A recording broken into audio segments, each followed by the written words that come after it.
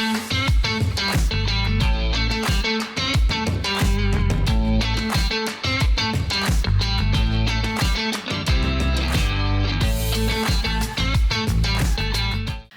Thursday! We're back. How are you? I'm good. Busy week. But the weather has improved. So much sunshine. The warmth is just lovely. It just gives you so much more energy to do spring cleaning. With the house build, you forever spring cleaning. Yeah, no, I'm not doing any spring cleaning. Have you just decided sodded? Not really. But I just haven't done it yet. And I don't know if I believe in spring cleaning because I think you should always be cleaning. I'm not always unpacking my cabinets and wiping them all out. Oh, you mean full? Full on, yeah. No, I don't do that. Like hanging the carpets out under the trees and smacking them with a tennis racket. I just read that in Gracie's book that they did that. So, yeah, no, I didn't. I wanted to, after we built a bit of the extension, this room into the garage, and then because the whole kitchen, I don't even know how it got through the walls, but everything was dusty in the kitchen on the other side of Dust the just wall. travels, yeah. And now that they're doing inside the house, I'm just like, nah, do you know what? I'll clean afterwards. Yeah. Don't blame you. That's it. Do not blame you. Good. So what else have you been up to? I have been filtering through the absolute love that we have received from the last episode. Yes, great, isn't it? Really. They loved it. So that's really positive. So if you're listening and you shared some positive feedback and some comments and reviews, thank you so much. Jess got real was the comment I got. Oh dear. So we're going to build on that this week a little bit. And one of the major contributors to our overall health is having relationships and having communities that we belong to. And we wanted to do this episode with you guys because last week when we got really deep, we spoke a lot about the perceived stuff we get from people who we feel we're judged by, or that that we feel judged, or that we put that on ourselves. And we just wanted to talk a little bit about communities and how that impacts us and what we can do to really reduce the toxicity around us, about the way that we see ourselves. Because really, it doesn't matter who is around you, in the sense that if you're not comfortable inside and happy inside, then it doesn't matter who's around you, because you're not gonna bounce off of them. They're not gonna bounce off of you. So I think that work needs to start inside. Yeah, I would agree with that. Yeah, definitely that. That's a good point. So we wanted to expand that, because last week we spoke about a little bit how we feel about ourselves through exercise, and this week we want to talk about like the people around us.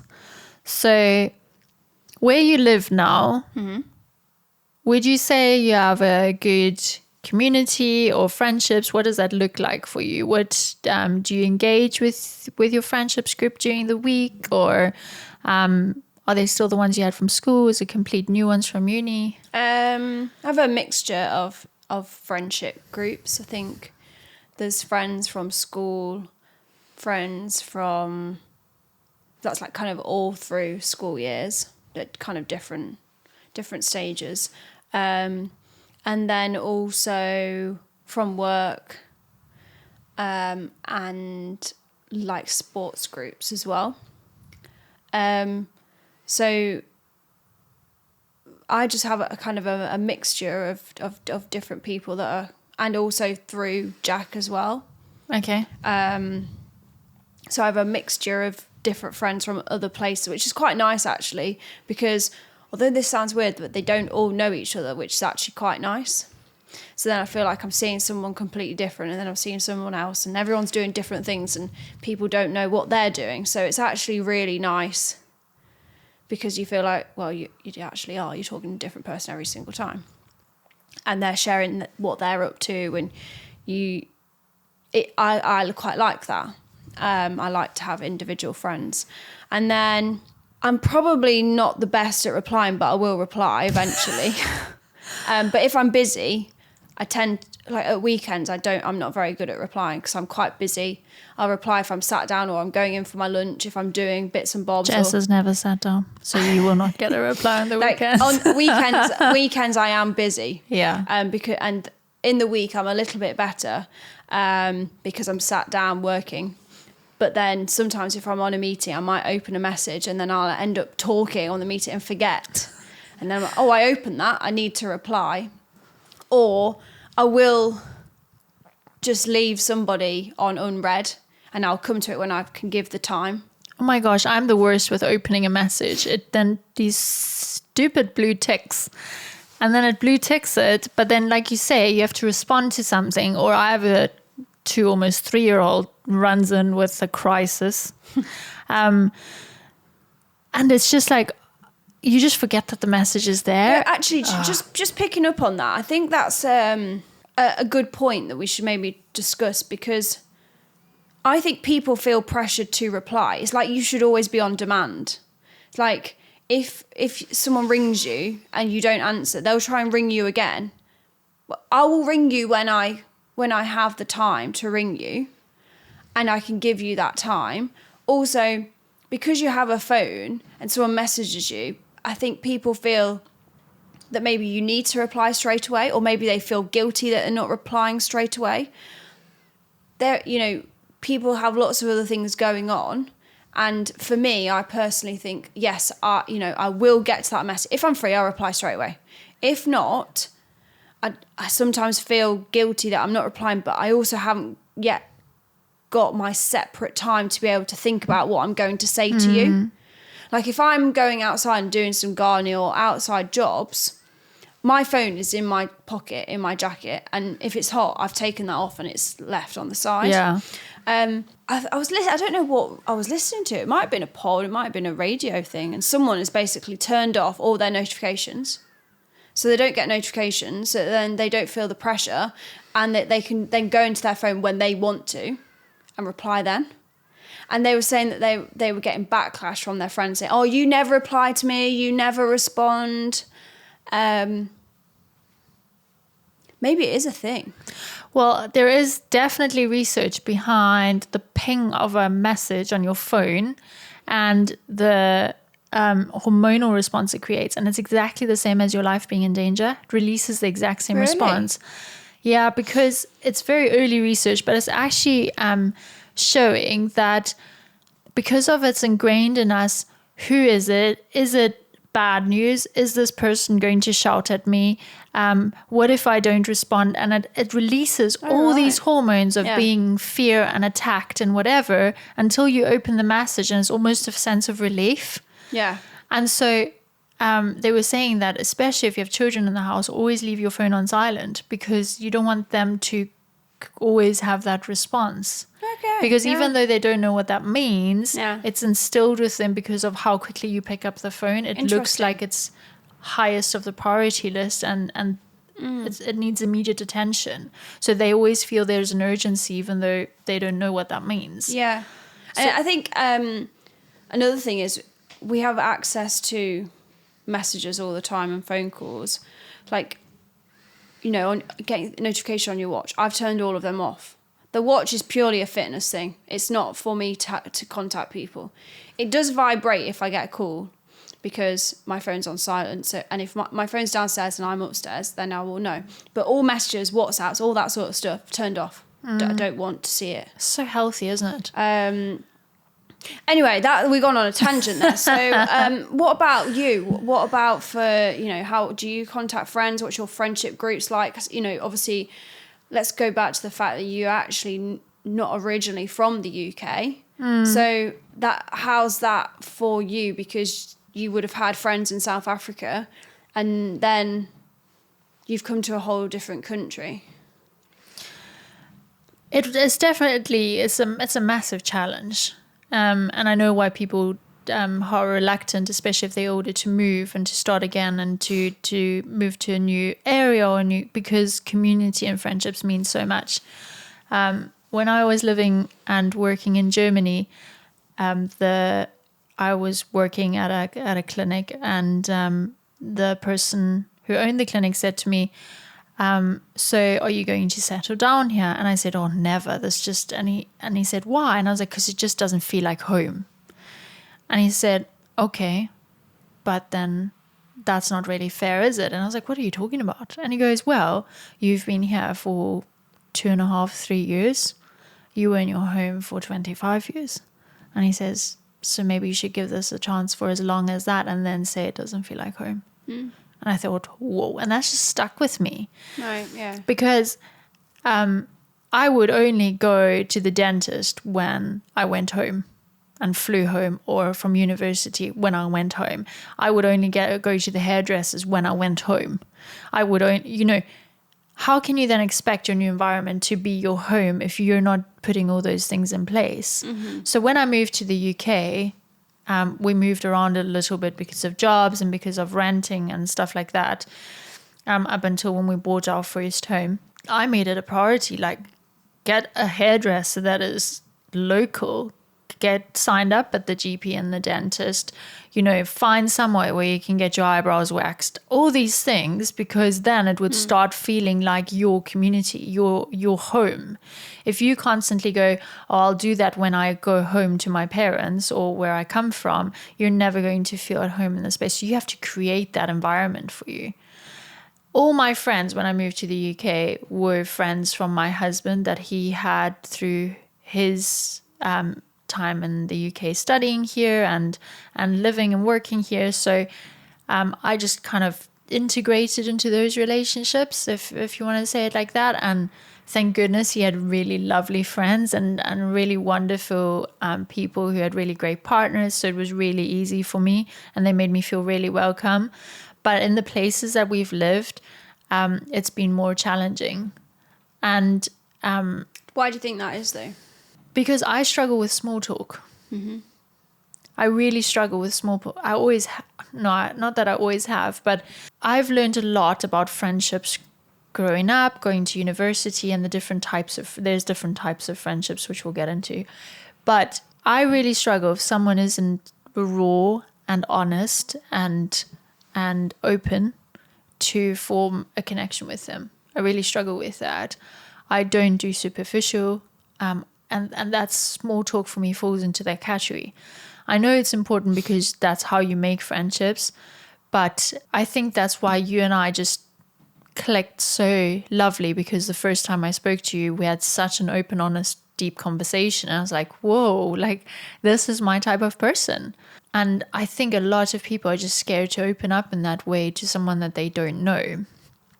Whereas I'm quite open and will just tell you exactly how I feel and what I think, but that needs to be reciprocated. I think that's why I struggle with it. And the other thing is I haven't joined any groups at all to find like-minded people. Yeah. At all. The only thing that I've now started doing is join online courses and groups and stuff like that have the similar interests to me, and that's really helped because you have Zoom meetings and that. It's not necessarily people in the same area, which is the downside, but you're finding people who are like-minded, and I think that's really important. But yeah, it's definitely a challenge. But there's a lot that through the research for this part that I'm like, oh yeah, I should probably do that. Should probably attempt that. But yeah, I think that's probably why. That's interesting. But I want to get back to what you said, and I'm going to give you two definitions, and I want you to just think about what you've just said to me. So there's 4 things that make up a community. So the reason we want a community is because research has shown that it actually reduces our ability to go into anxiety and depression, and it actually improves our longevity, but it also improves our physical, which is crazy, our physical health and our mental health. Like mental is like, yeah, of course, because you can talk to people and you're liked and they love you and whatever. But actually your physical health reduces like heart attacks and reduces cholesterol and stress and like your physical health, massive impact. So community is made up of membership influence, integration, and fulfillment, and then your emotional connection. So that's the 4 things with community. A community doesn't mean that the person is actually invested in your life or your well-being. So when you belong to the tennis club, they're not interested in your success or your well-being or invested in your day-to-day. They're there because they enjoy playing tennis with you or going for a run with you. Friendship is different. Friendship is where the person is invested, dedicated, and supports your well-being, you as a person, the things that you achieve, and they want to see you succeed, and they support you in that.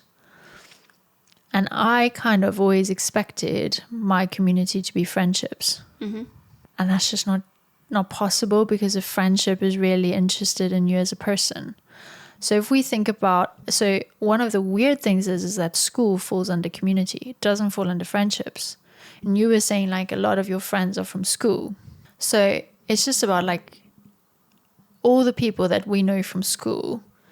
Are they people that are a community because that we just had similar interests, grew up in the same area, shared some lovely and horrible teachers, like that bonded us. We spent some time sitting outside of the classroom. Sometimes we're sitting inside the classroom, depending on what happened. Do we keep friendships from school because they actually care about our well-being and us growing as a person? Or do we keep them because they're part of our community? I think the ones that are part of the community are not my friends. So I knew a lot of people at school, but then the ones that I'm still in touch with and talk to and see and meet up and all that, you know, that is a friendship, because we're not, you know, school was a long time ago now. Yeah. And you know, we've done all sorts of different things all from that period. But the people who I probably knew at school, who I don't talk to, you know, friendship takes both people to invest into it. So that's a huge thing, isn't it? It's both people being invested. Both people. It's friendship is just like the word relationship. There's two. There has to be two. Yeah, there's two sides to it. So I think the people that, you know, I obviously knew at school, I know of them. I don't talk to them anymore. I'm not probably friends with them. You know, if I saw them, I'd be like, oh hi, how are you? Like, you know, it's literally been probably 15 years or whatever it's been, and we'd probably have a good chat. But that's no different to you playing tennis on a Saturday. No. You go there, Yeah. whether the other person arrives or not has got nothing to do with whether you're going to have fun playing tennis. Yeah. You're still going to do the activity, and there's still going to be other people. Whether they're there or not is just maybe changes the tennis match. It doesn't change how you as a person succeed in life. And you'll have a great chat with them whether they're there or not. So that's community. I think also like people change and interests change and people, you know, grow apart. But I have quite a small, close-knit friendship. I wouldn't say group because it's not a group, like variety of people that I class as my friends. So, you know, to be fair, I think the ones that are obviously in my life still, they're definitely friends, definitely. But then obviously the ones that I met at school that I don't talk to, I wouldn't say then, I wouldn't call them a friend. I would say, you know, if I knew them, I wouldn't be rude. They're an acquaintance. Yeah. And then through different things that you do in life, you meet different people that become your friends as well. And that's probably why I've got some from friends from different years, and then school, work friends, and sport friends, and through Jack as well. What's the most important thing if you talk about your friends now, as opposed to, because you have friends that are close and friends that you see regularly, and some friends that you only see once, but then when you catch up, it's like nothing ever changed and it's just the greatest time. What is like your number one value in a friendship? Loyalty. What does that mean? So for me, it's a true friend that I know what I want to say, but I'm not going to say it. So, Can you say it in a different way? come back to you. Okay. What about you? What is a true friend to me? Unwavering support. I Okay. think that is... Do you know what, Jess? Yeah. Life is really, really hard. Yeah. As much as it is absolutely beautiful and absolutely magnificent and magical and adventurous, it is hard. And my number one belief is that we are all here to walk each other home. Like, we are all here to just get each other step by step, support each other and walk with each other. We do not need the people closest to us, whether it's in our community or in our friendship group, more so in our friendship group, to be the ones that tear us down or to put extra roadblocks or to put extra stress onto our road, because it's hard enough. Yeah, no, I 100% There's agree with enough that. potholes. Yeah. So when I say you're a true friend, I mean that it's not about talking every day. It's not about, even though that's what happens because you like talking to the person, but it's not about talking every day. It's not about you knowing every intimate area of my life. It's about you supporting me in every area of my life and expecting the same from me to support you. Whether that's in business, whether that's in personal life, whether that's just like I did with you, where I just had a really tough week and just being able to really talk about it and not having to hide anything, because I know no matter what, the support is there. I mean, you might think, well, that's a bit strange the way you reacted there or whatever, but there's support there for me, for the person that I am, not who you expect me to be. And that for me is a true friend. It's just that unwavering support in my journey, because it is my journey. You are on your journey. Whatever you decide to do, if you want to count your calories and do 15,000 steps and fit into whatever, or eat no meat or whatever, you as a person, that's your journey. It's not even what my opinion doesn't even matter here. What matters is me supporting you on the journey that you've decided to take. And that for me is friendship. Because no two paths, no matter how close a friendship you are the same. No two paths are the same, because you're not going to have the same experiences. You may have similar experiences or shared experiences, but the way that you take it and the way that I take it will be completely different. And for me, friendship is really like taking each other by the hand, sometimes pushing each other forward because you don't know how you're going to take the next step. But really just unwavering support. So yeah, that's really true friendship to me. Yeah, but I think that also falls into loyalty as well. Totally. But then, so coming back to that, I think it's just that there are friends that are not just your friends during the good, Yeah. but also through the bad. And I have been through some bad times, and I've got friends that have been through it all. And I value that more than anything. And also, I don't have to talk to them every day. But then I could just send them a meme, and then we'll just catch up again. And also into loyalty is judgment. I need to be able to be my fully true self around someone. I don't do fake. No. I don't do grey. It's black and white. I will probably say, eventually, I will probably become the person and say exactly what I think. But at first I won't. But a true friend, when you say loyalty, Yeah. a true friend will be there after that's all said and done. Like, obviously choose the way you say it. Yeah. But a true friend will be there after that. Yeah? Because they're loyal to you. Oh, yeah, for sure. And that's it. So, They're not going to be like, whoa, okay, I'm out. No, and that's why the friends that I do have, they know exactly how I am. And yes, I can be direct, and yes, I can probably come across as very stone cold. But then I think Jack always says people need to get to know you before they know who you really are, because I don't give everyone my true self straight away. I don't. But does anybody? I don't know. I don't know. Some people come across as really bubbly and friendly, and I wish I could be like that, but that would take a lot of energy for me to be able to do. Oh, gee, yeah. Do you know, we share this really great friend who lives close to you. And she is isn't she like the most bubbliest, heartfelt, lovely person to get to know? And she's always so comfortable around people. So, Emma, if you're listening, this is about you.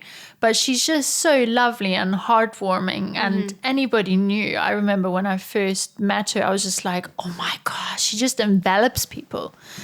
But each one of us is so different. And you need both people. You need both people in I think, in the world and in your personal life. You need both. But I think the authenticity is so key. If that's your true authentic self, fantastic. That's really great. But that doesn't mean that that person doesn't struggle or that they don't have stuff that they are insecure about. But it doesn't matter whether that's the type of friend or whether it's you and me. If you can be true, if you can be your true self, that is when you're in a position to best serve the people around you in terms of friendship and in terms of community. If you are in a community or in a friendship where you can't be your true self and where you can't be authentic, well, they're not friends, so it doesn't really bother me. Then it's not then they are not friends. Then you also don't bring the best of you. They got sacked off. They got cut out, cut and stick. They're gone. No, haven't got the time for it. Okay, so you're not a people pleaser. No, I'm not. Right, what do we say for the listeners here that are in friendships or relationships with people around them where they feel like they need to be someone else or prove something? I think that you need to actually see what are you gaining from that relationship. Why are you friends with that person? Why are you still investing your time? When you come away from them, do you feel better or do you feel worse?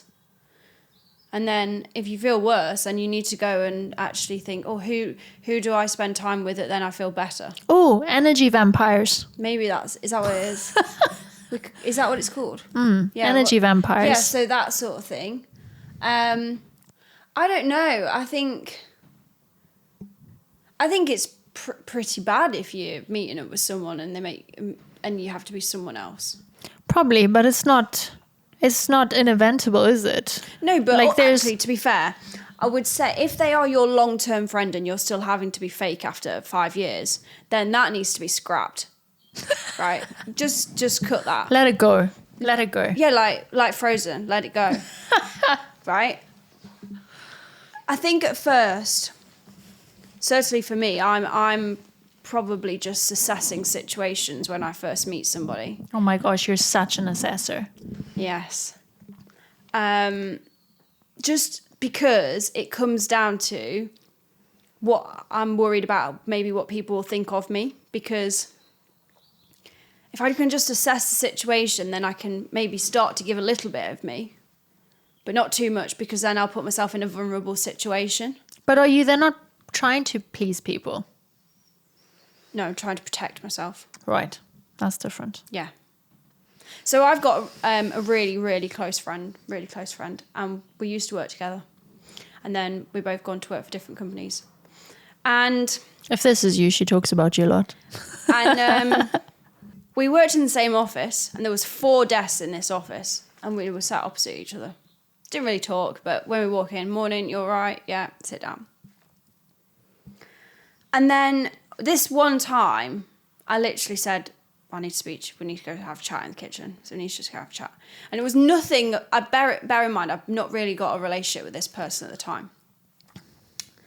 And I was going through a situation, and I literally it just all came out. It all came out.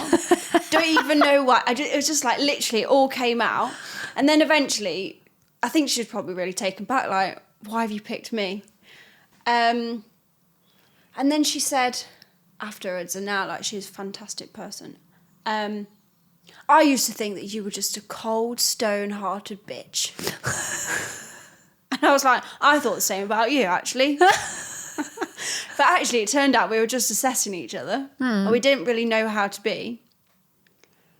And now I'm as raw with that person. So we were both doing the same. And It was a relationship meant to be. Yeah. So it's interesting, actually. I like all that sort of thing.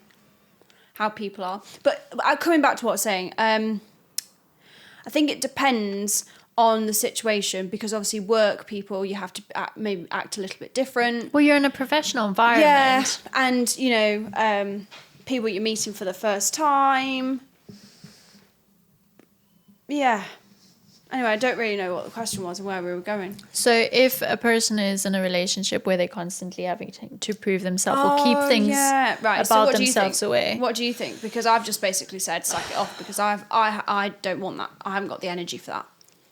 I haven't got the time, I haven't got the energy. I need people to be around me that are going to be positive. Not all the time, obviously, but, you know, I don't want to be fake. I hate fake. No, I don't have time for that. I will regularly, and this is not pressure to people in my life, but I will regularly assess relationships and decide, what can I bring to this relationship? Am I bringing to this relationship? Am I being positive in this relationship? First, assess yourself. Always first assess yourself. Because when people push your buttons, you're reacting. That's what happens. When people cause you to react, that's something that is happening with you. If you're able to respond to someone, to whatever situation they throw at you, that's you in control. So the first thing I do is go, am I reacting to this situation? Is it something that I need to work on because it's something that's pressing my buttons, something that I need to work through, something that I need to grow through? Or am I able to respond to a situation? Because then that's work from the outside. That's the people I surround myself with. But I just strongly believe, like you, and that's why I'm very grateful for our relationship. But I strongly believe that if you are not supporting my journey and you are not bringing positivity and value to my life, then you are meant for someone else. And if I'm not doing the same for you, then there's someone better suited to your life and to your needs. Just to challenge back on that, from my perspective, it's I don't always need someone to be really positive. I don't need that. But that's unrealistic, Jess. Because that's never going to happen. You can't. Life. No. The on planet Earth is not as little sunshine as we have, as much light and beautiful days and beautiful experience that we have. Life is not a linear process. It's ups and downs. And so we cannot expect and put that pressure on the people that we love to be this beaming force and steam train of positivity every single day, working at that intensity. That's unrealistic. No, I think for me it's more that someone has just an invested interest in you. So, you know, you're not the one always checking in and are you okay? It's also coming from the other side.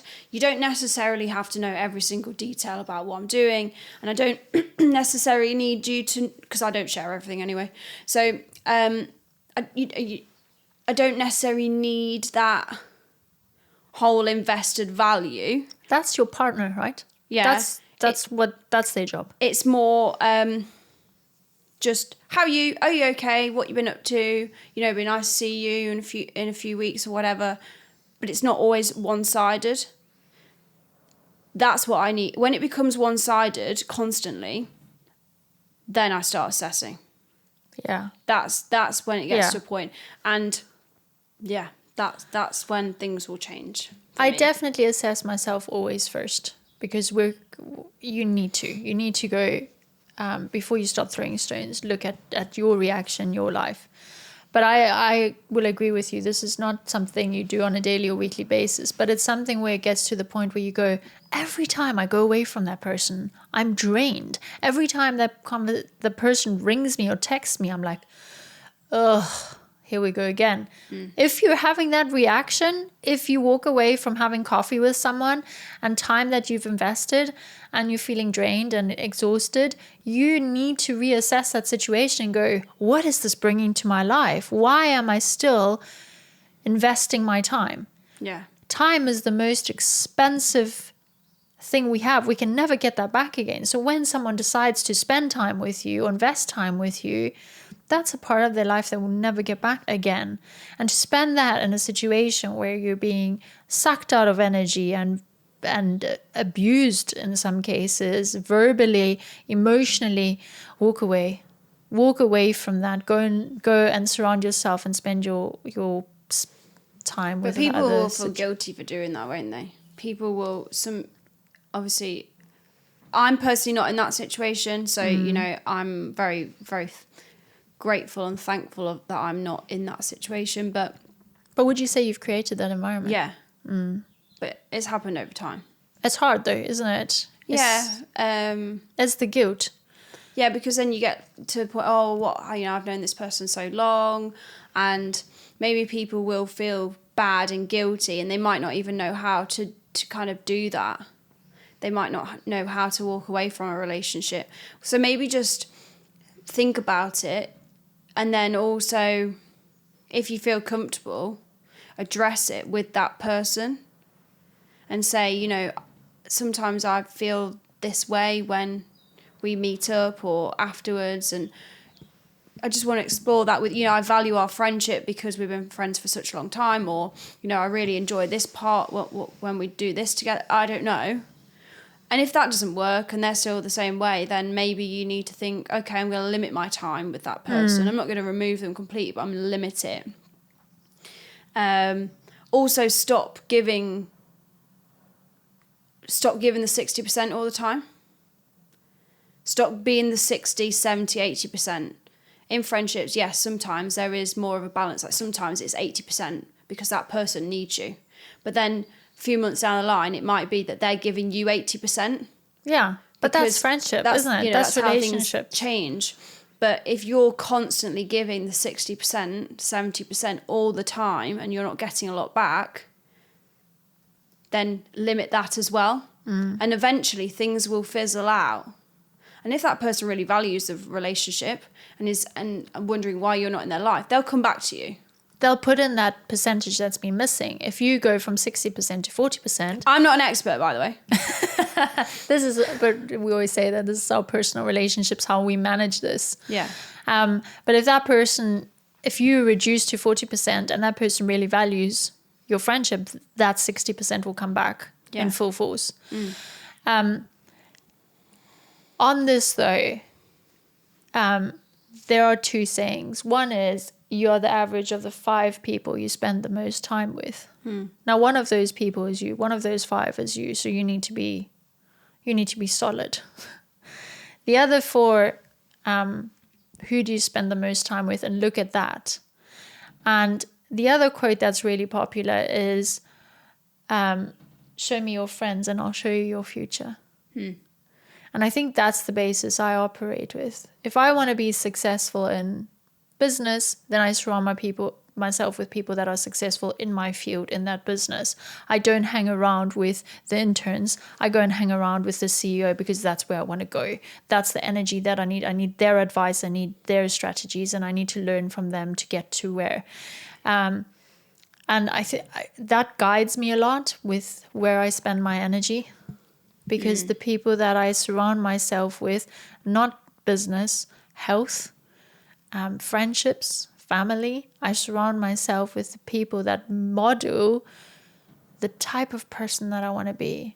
And I said to you this week on a message, I said to you, we need to, when you're feeling lost or when you're feeling you don't know where to go or what your next step is, figure out firstly the person that you want to be. Because when you figure that out, that core concept, do you want to be someone who goes and parties every weekend? There's people that do that. Go and hang out with them. You'll be part of that, and that's what you will be doing. If you want to be the person that plays tennis every weekend, go to the tennis club. You'll find those people, and you can hang out with them, and that's the person. You'll become that person that plays tennis every week. Or watch Formula One on a Saturday and Sunday. There's groups that do this, and if you hang around with them and associate yourself with them, that's the person that you will become. So the first thing to figure out is, who do you want to be? And once you've figured that out, you're going to find those people, and you're going to find your friendships, and you're going to find your community. And that's going to be people who are on the same wavelength as you, and people who are going to take you in the direction that you want your life to be. So I think that's really the overwhelming thought for me in terms of friendships and communities, and like reducing the toxicity of life around you, because when it comes to judgment and what are you wearing today, and what do you mean you haven't got makeup on, and what you don't want to have a drink, how are you going to even have fun? If you are in those toxic environments or those judgmental environments, figure out who you are as a person, who you want to be, and then go after that, because naturally you'll gravitate towards people that have those same ambitions and who are supportive of your journey, rather than people who are judging you for the decisions that you make. Yes. So that's hopefully provided you with some direction of how Jess and I do friendships. Probably a bit too cutthroat, really. It is. But I think we're like, with our low toxic journey, it's the same thing. Whether it's in our personal life or whether it's throwing out all the non-stick pans. Like, we are just those types of people. That's what works for us.